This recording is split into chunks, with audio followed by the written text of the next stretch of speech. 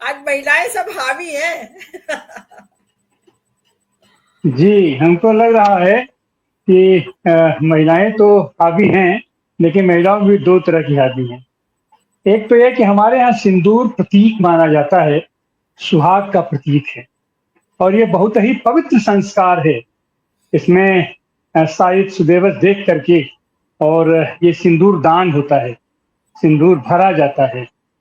लेकिन कुछ लोग सिंदूर पूछते भी हैं, कुछ लोग सिंदूर से खेलते भी हैं, कुछ लोग सिंदूर को उजाड़ते भी हैं।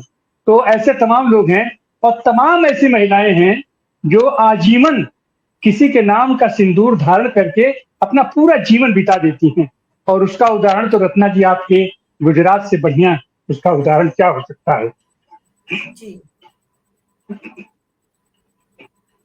तो सिंदूर ये जो दिया जा रहा है, बेचा जा रहा है, जाहिर सी बात है इन्होंने एक प्रयोग किया है समाज में कि घंटा बजाओ, चलो घंटा बजाने लगते हैं, थाली बजाओ थाली बजाने लगते हैं।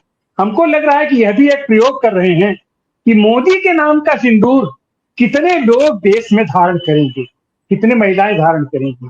और उसके लिए एक इन्होंने अभी धाकड़ रोड बनवाया है, उस धाकड़ रोड पर शायद प्रदर्शन करवाएंगे, उन सारी महिलाओं का प्रदर्शन करवाना चाहते हैं, पूरे देश भर की महिलाओं का। और जो आदमी गुजरात जा करके और उसके परिवार वालों को जबरदस्ती बुलाता है, अपने स्टेज पर खड़ा करता है, और जो महिला इसके नाम का सही माने में सिंदूर धारण करके जिंदगी बिता दिया, जिंदगी उसने अपनी समर्पित कर दी और एक चू उसकी आवाज से नहीं निकली, उसकी तो सुध इनको नहीं आती है।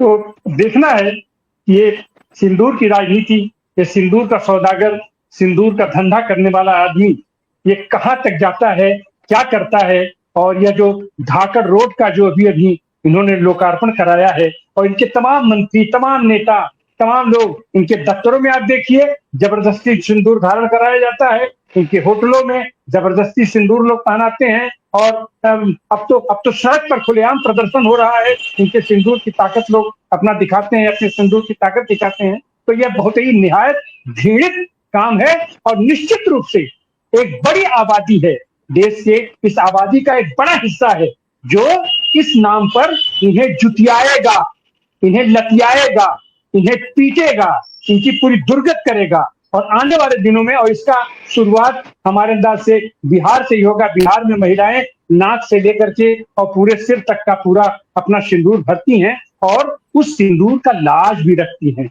उस सिंदूर को निभाती हैं। और उस सिंदूर पर कोई अगर आंच उठाता है, उस सिंदूर की तरफ अगर कोई देखता है गंदी नजर से, तो वो उनका क्या हश्र करती हैं, यह भी अगर देखना हो, जानना हो, तो हमारे पूर्वांचल में और हमारे बिहार की महिलाओं को आप देख सकते हैं। तो निश्चित रूप से आने वाले दिनों में यह जो सिंदूर का सौदागर है, सिंदूर का सौदागर क्या, सिंदूर का सौदागर मतलब उसके पत्नियों से सौदा करना, उसके सुहाग से सौदा करना। और देश की आधी आबादी का आधा वो पूरा हिस्सा जो है, तो जाहिर की बात है कि ये सिंदूर का सौदागर अब जबरदस्त तरीके से इसकी कुटाई होनी है, इसकी पिटाई होनी है। ये चाहे जितना सेना की वर्दी पहन लेने से तुम सैनिक नहीं हो जाओगी, सेना का वर्दी पहन करके फोटो खिंचा लेने से तुम सैनिक नहीं हो जाओगे, तुम ये सेना का हिस्सा नहीं हो जाओगे। सेना का हिस्सा सैनिक होने के लिए वो जज्बा पैदा करना होता है। तुम तो जिंदगी भर तुमने अपना बिता दिया है,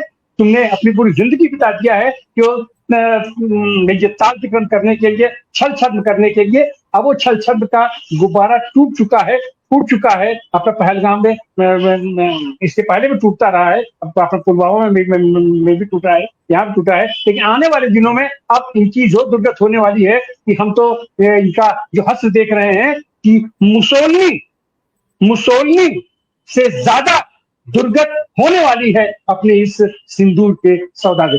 बहुत बहुत धन्यवाद।